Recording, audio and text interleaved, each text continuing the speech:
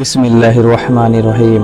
হযরত মাইজ রাদিয়াল্লাহু তাআলা আনহু রিওয়ায়াত করিয়াছেন, রাসূলুল্লাহ সাল্লাল্লাহু আলাইহি ওয়াসাল্লামকে জিজ্ঞাসা করা হইল, কোন আমলটি সবচেয়ে উত্তম? রাসূলুল্লাহ সাল্লাল্লাহু আলাইহি ওয়াসাল্লাম ইরশাদ করিলেন, আমলের মাঝে সবচেয়ে উত্তম আমলটি হইতেছে আল্লাহ পাকের উপর ঈমান আনয়ন করা।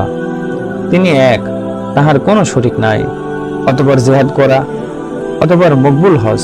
এই সকল আমল এবং অন্যান্য আমলের মাঝে ফজিলতের দিক দিয়া ততখানি ব্যবধান রইয়াছে যতখানি পূর্ব এবং পশ্চিমের মাঝে ব্যবধান রইয়াছে। মুসনাদে আহমদ ৪৪ নম্বর খণ্ড ৩৪২ নম্বর হাদিস। বিসমিল্লাহির রহমানির রহিম।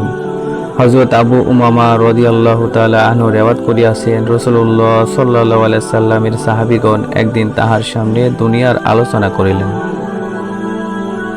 রাসূলুল্লাহ সাল্লাল্লাহু আলাইহি সাল্লাম ইরশাদ করিলেন, মনোযোগ দিয়া শুনিয়া লও, মনোযোগ দিয়া শুনিয়া লও, গুরুত্ব দান করো। নিশ্চয়ই সাদাসিধা জীবন ঈমানের অংশ, নিশ্চয়ই সাদাসিধা জীবন ঈমানের অংশ। আবু দাউদ শরীফের হাদিস, হাদিস নাম্বার 4161। ফায়দা, ইহা দ্বারা উদ্দেশ্য হইতেছে জীবনযাপনের ক্ষেত্রে অতিরিক্ত সাজসজ্জা এবং শোভা বর্ধনের সামগ্রী পরিহার করা।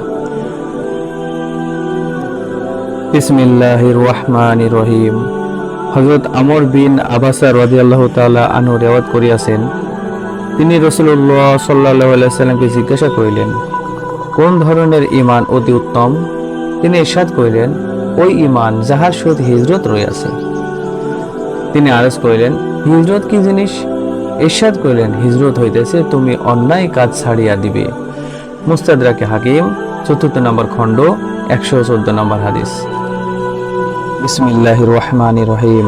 হযরত আব্দুল্লাহ বিন আমর ইবনুল আস রাদিয়াল্লাহু তাআলা আনহু রিওয়ায়াত করিয়াছেন, রাসূলুল্লাহ সাল্লাল্লাহু আলাইহি সাল্লাম ইরশাদ ফরমাইয়াছেন, তোমাদের অন্তরে ঈমান এইভাবে পুরাতন ও দুর্বল হইয়া যায়, যেভাবে কাপড় পুরাতন হইয়া যায়।